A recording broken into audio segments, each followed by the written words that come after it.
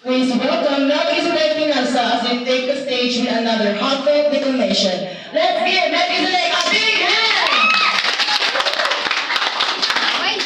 Balot! Pinoy! Bay! Balot, bay! Balit ka? Ma'am! Balot, ma'am! Balit ka?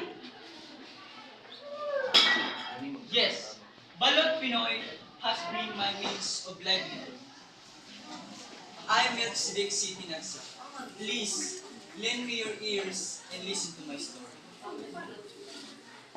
I was born out of a wedlock to a young Hule, Kayala, who swayed off her feet when she became madly in love to a flicker veil. Bastard! Bastard! Bastard! That's how they called me. Society condemned me to a crime of not my own doing, but a mistake by destiny. I never felt a father's love. Then the worst of it, my mother of misery, she dragged to her sanity. I've been beaten mercilessly.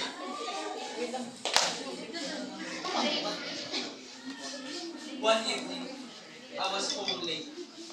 Right at the front door was my mom with her long stick. I got with no words. She hit me. Mother, please! Please! Stop! I beg you! I was already beaten.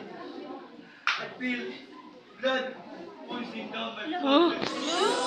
Ketchup mo ito, Mother, why did you do this to me? Without a word, she gets the bolo. And I run as fast as I can to save my life. The only thing I know, there was a car between us, speeding up, zoom.